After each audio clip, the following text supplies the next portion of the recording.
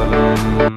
தென்னாடுடைய சிவனே போற்றி, எந்நாட்டவர்க்கும் இறைவா போற்றி, ஏகம்பத்துரையந்தாய் போற்றி, பாகம் பெண்ணுரு ஆனாய் போற்றி, அண்ணாமலையும் அண்ணா போற்றி, கண்ணார் அமுதக் கடலே போற்றி, காவாய் கனகத்திரளே போற்றி, கையிலை மலையானே போற்றி போற்றி.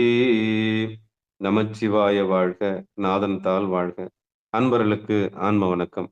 நீங்கள் கேட்டுக்கொண்டிருப்பதும் பார்த்து கொண்டிருப்பதும் சிகாரம் சைவநெறி பாடசாலை என்கிற டெலிகிராம் சேனல் மூலம் ஒவ்வொரு நாளும் அதிகாலை 5:20 மணிக்கு திருநெறிய தமிழோசை என்கிற தலைப்பின் கீழே 12 திருமுறை பாராயணம் செய்து வருகிறோம். அந்த வகையில சிவபெருமானுடைய பெரும் கருணையினாலே திருமூல நாயனார் இயற்றிய திருமந்திரம் என்கிற நூலினை ஒரு நாளைக்கு ஒரு பாடல் என்கிற வரிசையிலே சிந்தித்து வருகிறோம். நம்முடைய நிகழ்ச்சிக்கு வருகை தந்துள்ள அத்துணை அடியார் பெருமக்களையும் வருக வருக என்று வரவேற்று அவர்களுடைய பொற்பாதங்களை மனமொழி மெய்களாலே வணங்கி நிகழ்ச்சிக்குள் இனிதே நுழைவோம். நுழைவதற்கு முன்பதாக 12 திருமுறை ஆசிரியர்கள் துதி, திருக்கதவம் அடைதல், திருக்கதவம் திறத்தல், திருப்பள்ளி எழுச்சி போன்ற பாடல்கள் எல்லாம் பாடி நிகழ்ச்சியை துவங்குவதை ஒரு வழக்கமாக வைத்திருக்கிறோம். அந்த வகையிலே நம்முடைய நிகழ்ச்சியில் 12 திருமுறை ஆசிரியர் துதியினை படிப்பதற்காக காஞ்சிபுரம் மாவட்டம் காஞ்சிபுரத்தில் வசிக்கக்கூடிய சிவ திருமதி தனலட்சுமி கோவிந்தராஜன் அம்மையார் அவர்களை வருக வருக என்று வரவேற்று மகிழ்கிறோம். வாங்கம்மா.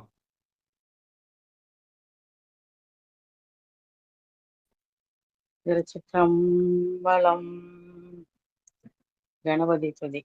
பெருவாக்கும் செய்கருமம் கைகூட்டும் செஞ்சொல் பெருவாக்கும் பீடும் பெருக்கும் உருவாக்கும் ஆதலால் வானோரும் ஆணை முகத்தானை காதலால் கூப்புவர் தம் கையை. திருச்சிற்றம்பலம்.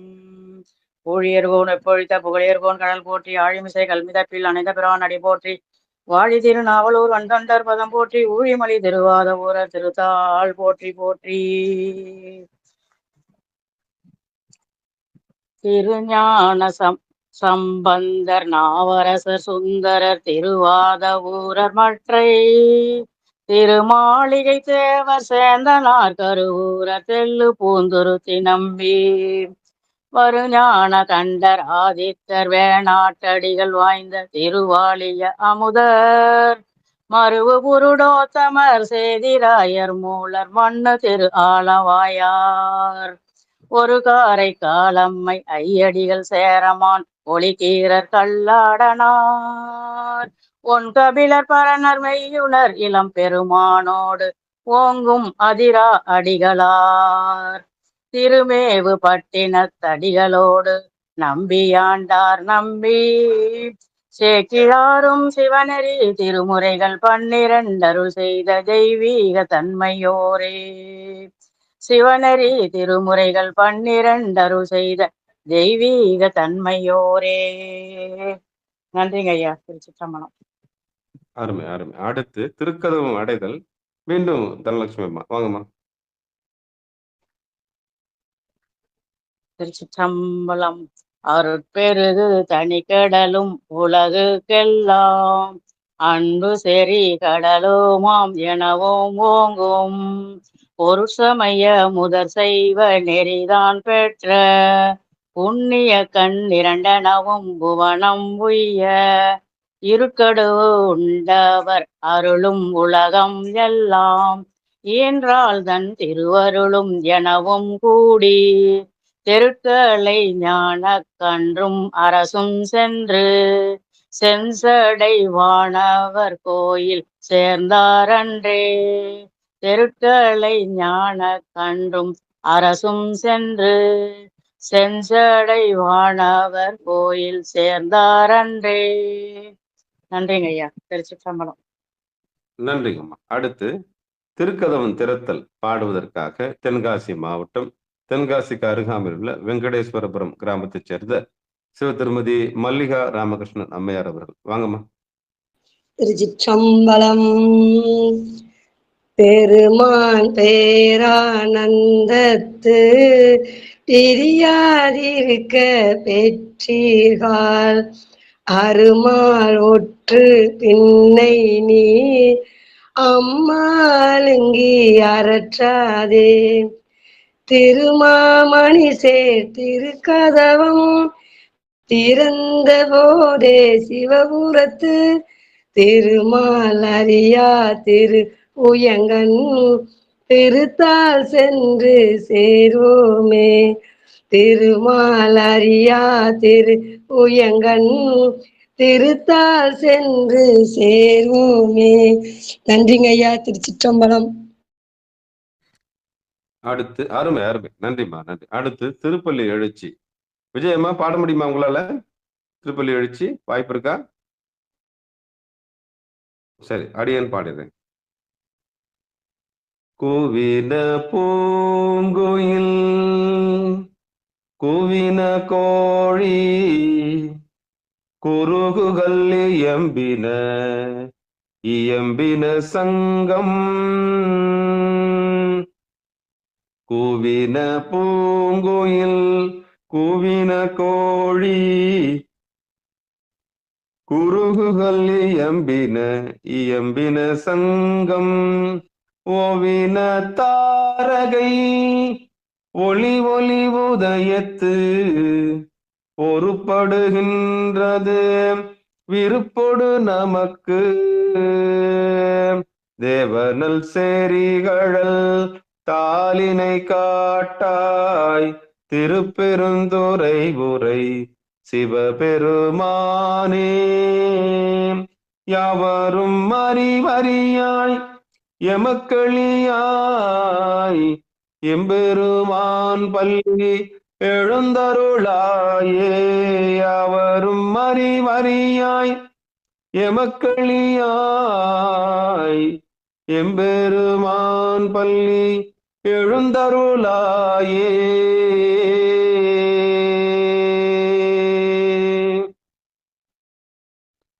அடுத்து பெரும்புலர் காலை மூழ்கி பித்தருக்கு பக்தராகி அரும்போடு மலர்கள் கொண்டாங்கு ஆர்வத்தை உள்ளே வைத்து விரும்பினல் விளக்கு தூபம் விதியினாலிடவல்லார்க்கு கரும்பினில் கட்டி போல்வார் கடவுர் வீரட்டனாரே கரும்பினில் கட்டி போல்வார் கடவுர் வீரட்டனாரே.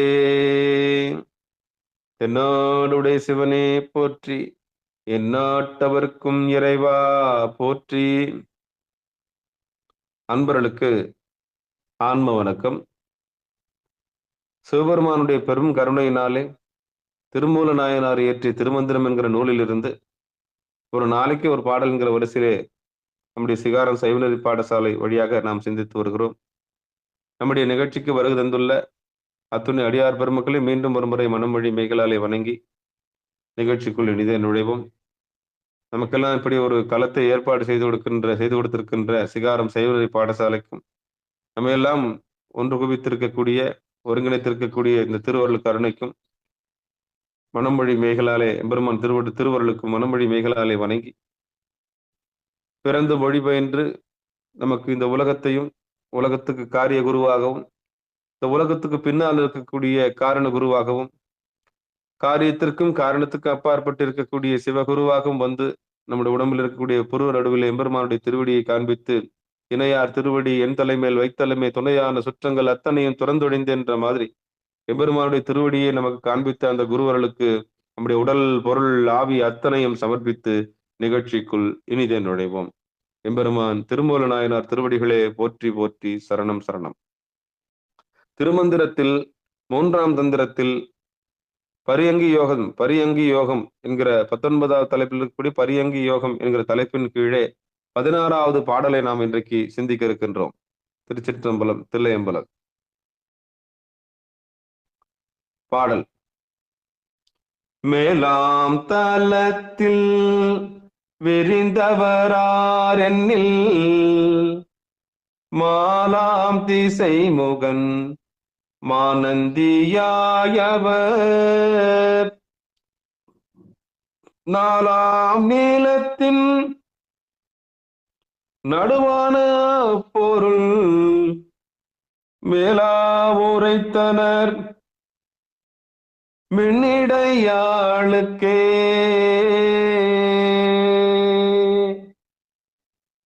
மேலாம் தலத்தில் விரிந்தவராரென்னில் மாலாம் திசை முகன் மானந்தியாயவர் நாலாம் நீளத்தின் நடுவான பொருள் மேலா உரைத்தனர் மின்னிடையாளுக்கே.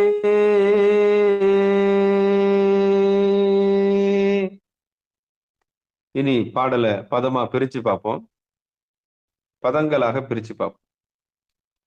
மேலாம் தலத்தில் விரிந்தவர் ஆரென்னில் மாலாம் திசைமகன் மாநந்தியாய் அவர் நாலாம் நிலத்தின் நடுவான அப்பொருள் மேலா உரைத்தனர் மின்னிடை ஆளுக்கே.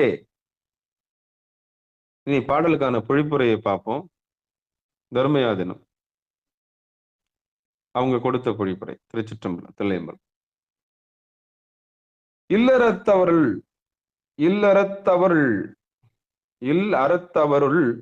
நிராதார யோகத்தில் நின்று அதனால் வியாபகம் உணர்வை பெற்றிருந்தோர் எவரேனும் உளரோ எனின் அயன் மால் நந்தி ஆகிய யாவரும் அத்தகையோரே. இவரெல்லாம் துரிய மூர்த்தியாகிய சிவனை உணர்ந்து அவனையே பரம்பொருளாக தம் துணவியருக்கு உணர்த்தினர். மீண்டும் ஒரு முறை தர்மயாதனம் கொடுத்திருக்க பொழிப்புரை அடியன் வாசிக்கிறேன். இல்லறத்தவருள் நிராதார யோகத்தில் நின்று அதன் வியாபக உணர்வை பெற்றிருந்தோர் எவரேனும் உளரோ. பொழிப்புரையில கேள்வி வருது.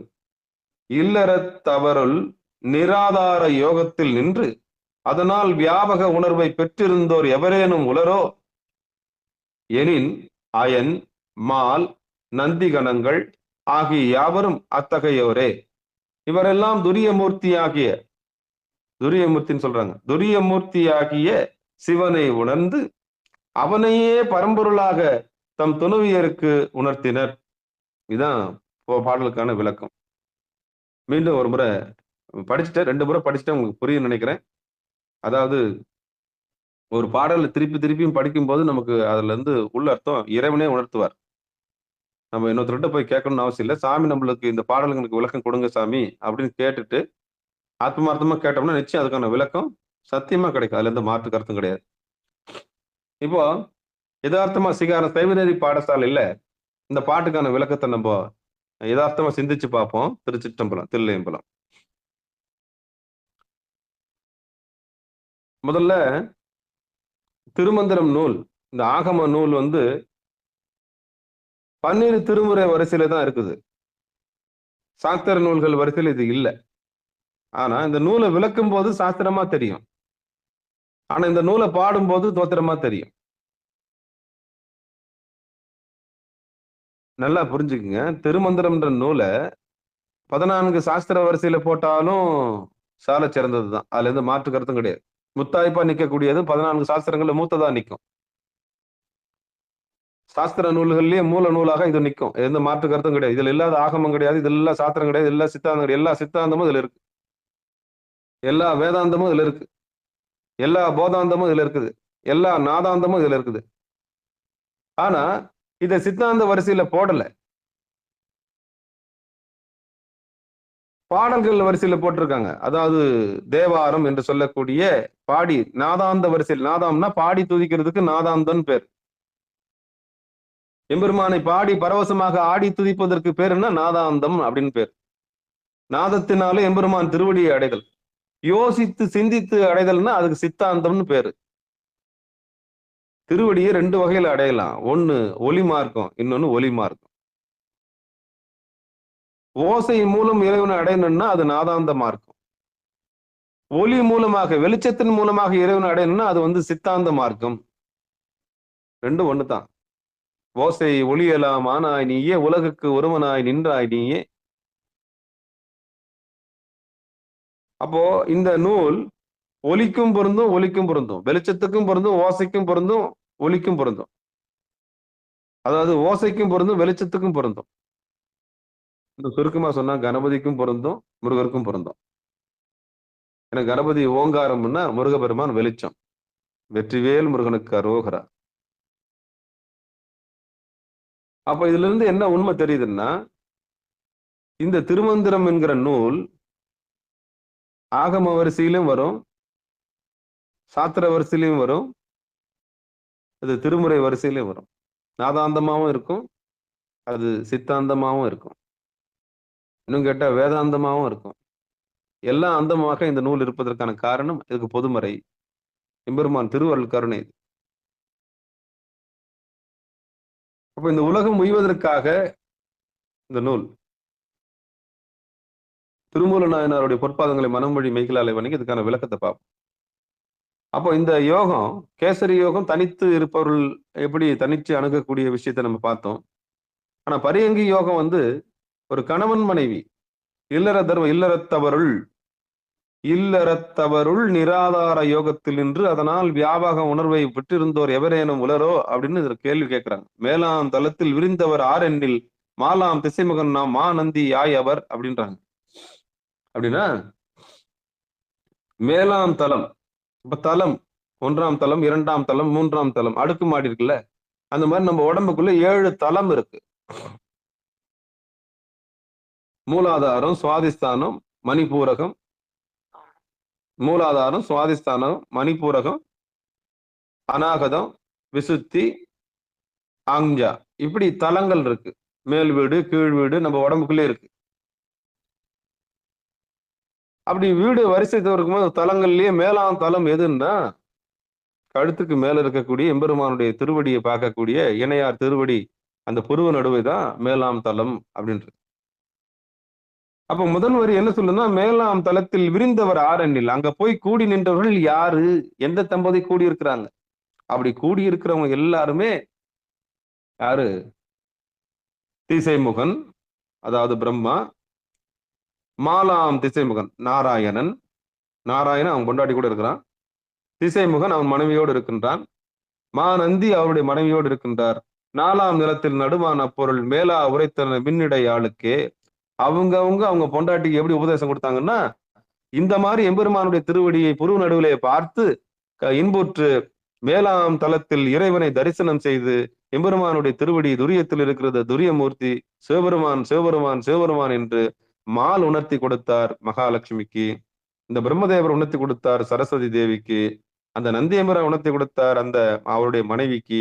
இப்படி தேவர்கள் எல்லாரும் இன்புற்று இருக்கும் பொழுது எம்பெருமான் திருவடியை துயில் மூலம், அதாவது தூங்காமல் தூங்கி சுகம் பெறுவது எக்காலம் என்பது போல, எம்பெருமான் திருவடியை மனதினாலே நினைத்து அந்த புருவநடுவிலே லயித்து தத்தம் மனைவிமார்களுக்கு அவர்கள் உபதேசம் கொடுத்தார்கள் என்பதுதான் இங்க சாலச் சிறந்தது. அதுதான் உண்மை. மால் தேடி கண்டுபிடிச்சார் இறைவனுடைய திருவடியை, அதான் புருவனடு. அதான் சொல்றாங்க, மேலாம் தலத்தில் விருந்தவர் ஆரெண்ணில் மாலாம் திசைமுகன் மா நந்தி ஆயவர், 4ஆம் நிலத்தின் நடுவான அப்பொருள், நடுவான பொருள்னா நடு, புருவ நடு, அந்த பொருளை கண்டுபிடிச்சாங்க. இதைத்தான் மாற்று சமயத்துக்காரர்கள் நம்மிடமிருந்து எடுத்துக்கொண்டார்கள். திருமந்திரத்திலிருந்து உண்மைகளை எல்லாம் எடுத்துக்கொண்டு தங்களுடைய தத்துவமாக தங்களை பிரச்சாரம் செய்து கொள்கிறார்கள்.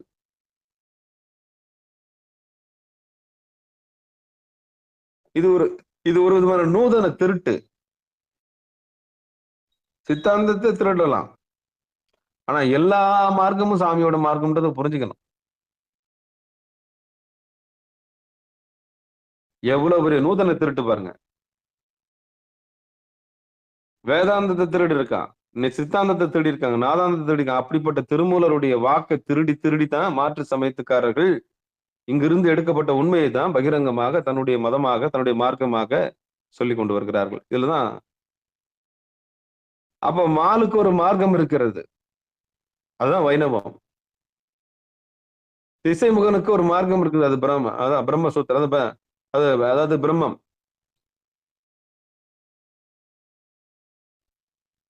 பிரம்மத்தை அறிந்து கொள்ள முயற்சி பெறவர்கள், அதாவது பிரம்மத்தை தெரிந்து கொள்ள பிரம்மாவை நாடி போறவங்க. நந்தி எம்பெருமானுடைய வழி. அப்புறம் தேவர்கள் எல்லாருடைய வழியும் எங்க போய் முடியுதுன்னா இங்கதான் முடியுது. இப்ப இந்த பாடல் யோகத்தை தனியாக அணுகக்கூடியவர்களுக்கு கேசரி யோகமும், எம்பெருமான் திருவருள் கருணையினாலே இருவரும் சேர்ந்து அணுகக்கூடிய கணவன் மனைவி இருவரும் சேர்ந்து அணுகக்கூடிய யோகத்துல பரியங்கி யோகம் முதன்மையான யோகமாக இருக்கிறது.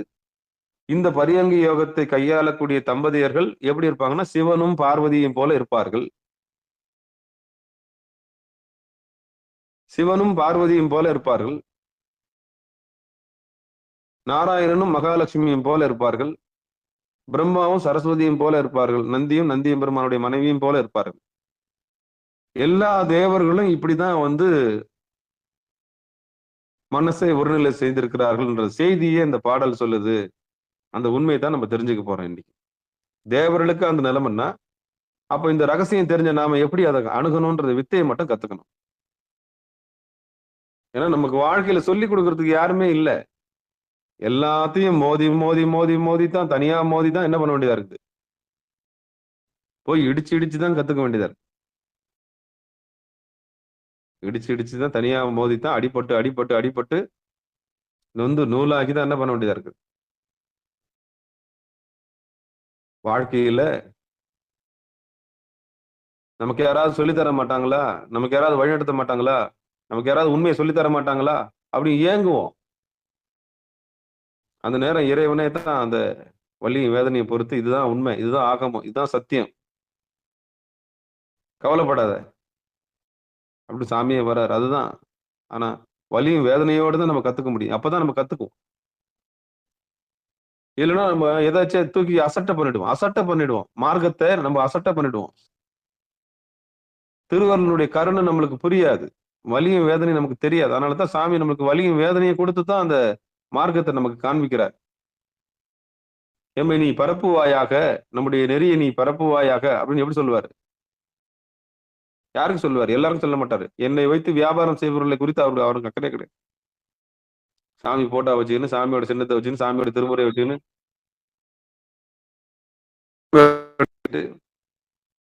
சாமியோட பேரை சொல்லி என்ன வேணாலும் பண்ணு, அங்க சாமி இருக்க மாட்டார். ஏன்னா அவருக்கு நல்லா தெரியும் அது வியாபாரம்னு. சிவபெருமானுக்கு நல்லா தெரியும் என்னை வச்சு நீ என்ன பண்றன்னு நல்லா தெரியும். என் பொம்மையை வச்சு நீ என்ன பண்றன்னு நல்லா தெரியும். என் சிலையை வச்சு நீ என்ன பண்றன்னு நல்லா தெரியும். அங்க நடக்கிறது கமர்ஷியலா இல்ல ஆத்மார்த்தமான வழிபாடான்னு நல்லா தெரியும். சாமிக்கு நல்லா தெரியும். அங்க நடக்கிறது வழிபாடா, பொருள் பற்றி செய்கிற பூசையா இல்ல அருள் பற்றி செய்கிற பூசையான்னு சாமிக்கு நல்லா தெரியும். ஒரு நிகழ்வு நடக்குதுனாலே அது பொருள் பற்றி நடக்கிறதா இல்ல அருள் பற்றி நடக்கிறதான்னு ஆண்டவனுக்கு நல்லா தெரியும். எதுக்காக 4 பேர் சேர்ந்து நம்ம பேரை சொல்றாங்கன்னு சாமிக்கு தெரியாதா? இந்த நிகழ்ச்சி உண்மையா நடக்குதா பொய்யா நடக்குதா, எந்த மையமா வச்சு நடக்குதுன்னு சாமிக்கு நல்லா தெரியும். பணம் பறிக்கிறதுக்கா இல்ல பொருள் பறிக்கிறதுக்கா, இல்ல புகழ் பெறுவதற்கா, இல்ல உண்மையிலேயே என்னுடைய திருவடியை காண்பதற்கா? சத்தியமா சாமிக்கு நல்லா தெரியும். இந்த கூட்டம் எதுக்காக கூடியிருக்குன்னு நல்லா தெரியும் சாமி. அப்படி மோதி அடைஞ்சதுதான் இந்த பரியங்கி யோகம். அவங்க பத்தினிமாரோட சேர்ந்து எம்பெருமான் திருவடியில லயித்து ஆனந்தம் பெற்று தான் பெறுவதும் அல்லாமல் தன் மனைவியாரையும் பெற வச்சதுதான் இந்த பாட்டினுடைய அர்த்தம். எல்லா தேவர்களும் இப்படித்தான் எம்பெருமான் திருவடியை அடைந்திருக்கிறார்கள் என்ற உண்மையை இல்லறத்தவர்கள், கடவுள் முதற்கொண்டு எல்லாம் இல்லறத்தில் தான் இருந்திருக்கிறாங்க. அப்ப எம்பெருமானை அணுகக்கூடிய விதத்தை சொல்லியிருக்கிறார்கள்.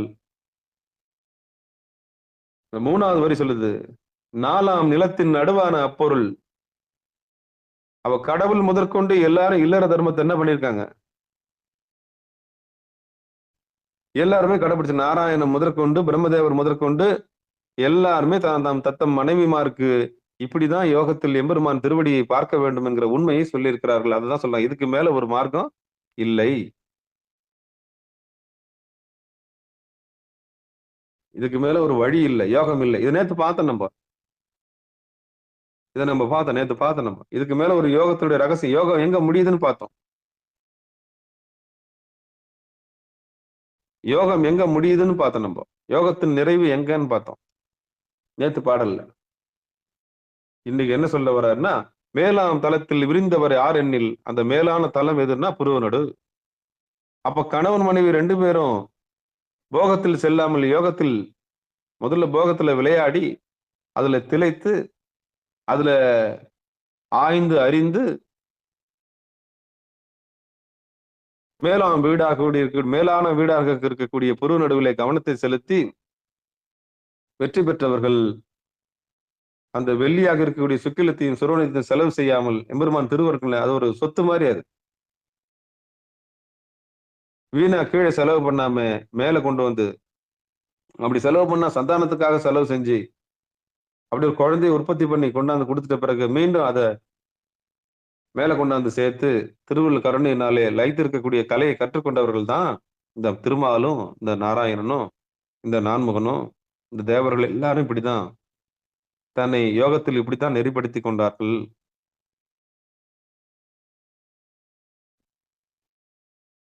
யார் யார் உவந்திருந்தாங்களாம்? நாராயணன் தன் மனைவியோடு இப்படிதான் உவந்திருக்கின்றான். பிரம்மதேவன் தன் மனைவியோடு இப்படித்தான் உவந்திருக்கிறான். யாரை வணங்குறான்? துரியத்தில் இருக்கக்கூடிய எல்லாம் வல்ல சிவபெருமானை பரம்பொருளாக எண்ணி அவர்கள் எப்படி இருக்கிறாங்களாம்? துயில் கொண்டிருக்கிறார்களாம். மாலாம் திசைமுகன் மா நந்தியாய் அவர். அப்ப இது என்ன அர்த்தம்?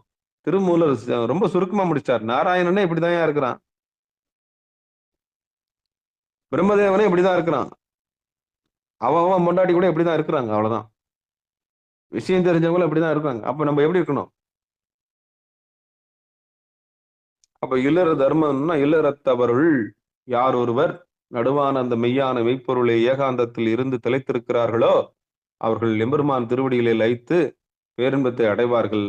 அவர்கள் வாழ்நாள் நீட்டிக்கும். அதாவது எப்படின்னா அவங்களுக்கு சொத்து இல்லை, செலவு கிடையாது, அங்கலாப்பு கிடையாது. நிலையான பொருள் எதுன்னு தெரிஞ்சுக்கிட்டாங்க. நிலையில்லாத பொருள் மேல மோகம் ஏற்படாது, தேவையில்லாத பொருள் மேல அவங்களுக்கு ஆசை ஏற்படாது. அவங்களுக்கு எல்லாமே எப்போ ஆசையை துறந்தார்களோ அகிலமும் அவங்களுக்கு வாய்க்கும். எப்ப எதுவும் வேணான்னு சொல்லிட்டு அவங்க ஒதுங்கி நிக்கிறாங்களோ அப்பதான் எல்லா பொருளும் அவங்களுக்கு என்ன ஆகும்? ஏன்னா உண்மையை உணர்ந்த தம்பதிகள், உனக்கு நானே எனக்கு நீ, அவ்வளவுதான். அப்ப எல்லாவற்றையும் துறந்து ஏகமா திருவடியில நிற்கும் போது எல்லா பொருளும் நமக்கு வசமாகும். எல்லா பொருளும் வேணும்னு சொல்லிட்டு நம்ம போகும்போது அந்த நம்ம பொருள் நம்மளை கைவிட்டா, எது விரும்பி போறோமோ அது நமக்கு கிடைக்காது. விரும்பி போனா விலகி போயிடும், விலகி போனா விரும்பி வந்துடும். இந்த தத்துவம் நல்லா புரிஞ்சுக்குங்க. அப்போ கணவன் மனைவி எப்படி இருக்கணும்னா எல்லாவற்றையும் துறந்து எம்பெருமான் திருவடியை மையமா வச்சு போனோம்னா விலகி போனதெல்லாம் நம்ம திரும்பி என்ன பண்ணோம்? இதுதான் தத்துவம். இது நேர் எதிரானது. ஒவ்வொரு வினைக்கும் நேர் எதிர்வினை உண்டு. நீங்க விரும்பி போனீங்கன்னா அது விலகி போயிடும், நீங்க விலகி போனீங்கன்னா அது விரும்பி வரும். இதுதான் தத்துவம். இது பூமியோட நேர் எதிர்கோட்டில் நடக்கிற ஒரு பெரிய தத்துவம் இது. அப்போ மால் முதற்கொண்டு, திருமால் முதற்கொண்டு, நாராயணன் முதற்கொண்டு, பிரம்மதேவன் முதற்கொண்டு இந்த உண்மையை கண்டுபிடிச்சு என்ன பண்ணானுங்கன்னா தத்தம் மனைவிக்கு உபதேசம் கொடுத்து இப்படிதான் ஏகாந்தமா இருக்கணும், இறைவன் தரிசனம் இப்படிதான் பண்ணணும், சிவதுரியத்தில் இப்படிதான் லயிச்சிருக்கணும்னு சொல்லிட்டு ஒரு சத்தியத்தை பகிரங்கமா சொல்றார் திருமூலர். மேலாம் தலத்தில் விரிந்தவர் ஆரெனில் மாலாம் திசைமுகன் மா நந்தியாய் அவர். 4ஆம் நிலத்தின் நடுவான அப்பொருள் 4ஆம் நிலத்தின்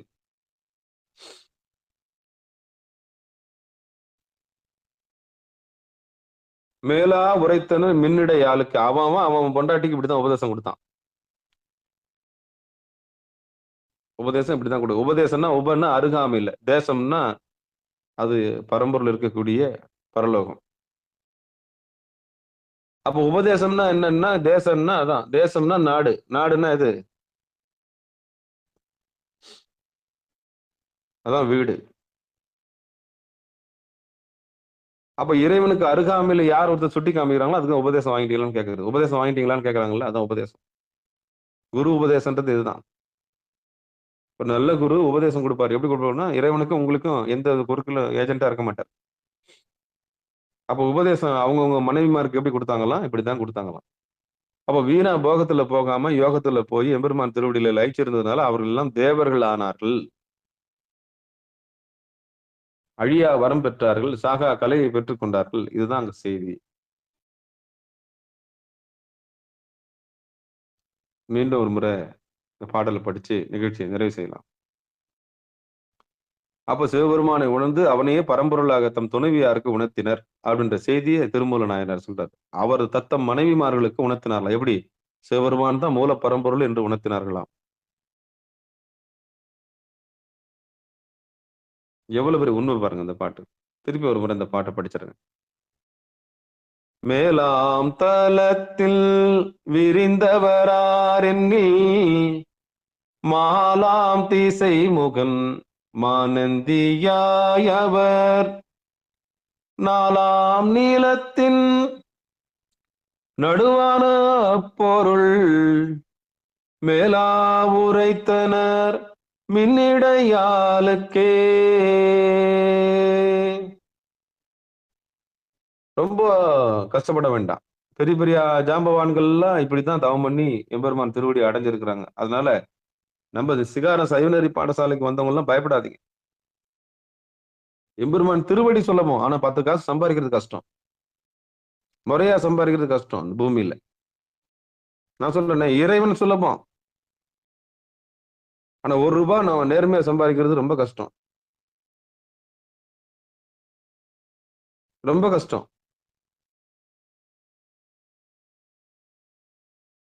அப்ப நாராயணன் முதற்கொண்டு பிரம்மதேவர் முதற்கொண்டு எம்பெருமான் திருவடி எப்படி அடைஞ்சாங்கிற ரகசியத்தை இன்னைக்கு உடைச்சு விட்டாரு. அந்த மேலாம் 4ஆம் நிலத்தின் நடுவான பொருள் குருநாதர்கிட்ட கேட்டு அந்த புருவ நடுவை நீங்க கேட்டு என்ன பண்ணணும்? வாங்கி அந்த எம்பெருமான் திருவருள் கலையை நீங்க பயிற்சி செஞ்சு 2 பேரும் அந்த ஏகாந்தமா இருக்கக்கூடிய கலையை கத்துக்கிட்டு எல்லாரும் அந்த நாராயணன் மகாலட்சுமியும் போல பிரம்மதேவரும் சரஸ்வதியும் போல நந்தி எம்பெருமான் மனைவி நந்தி கூட இருக்கிற மாதிரி எல்லாரும் அந்த யோகத்தை பயின்று மேலான பரம்பொருளை இந்த யோகத்தின் மூலமாக அடைய வேண்டும் என்பதுதான் சிகாரம் சைவநெறி பாடசாலையினுடைய நோக்கம். அது இல்லற தர்மத்தில் இருக்கிறவங்களுக்கு. இல்லறத்தவருள் அதிலே போட்டிருக்கு இல்லறத்தவருள் நிராதார யோகம். நிராதார யோகம்னா ஆதாரம் இல்லாத யோகம் எதிரான புருவ நடுதான். அங்க ஆதியும் கிடையாது அந்தமும் கிடையாது. அம்போன்னு இருக்கும், சூன்யமா இருக்கும். அந்த சூன்யத்துல கெஞ்சி சாமிகிட்ட கேட்டு அப்பா எனக்கு ஜோதியா எனக்கு காமிக்க மாட்டீங்களான்னு கெஞ்சணும். அதான் அந்த நிராதார யோகத்தில் நின்று அதில் வியாபக உணர்வை பெற்றிருந்தவர் எவரேனும் உளரோ அப்படின்னு திருமூலர் கேட்கிறாரு.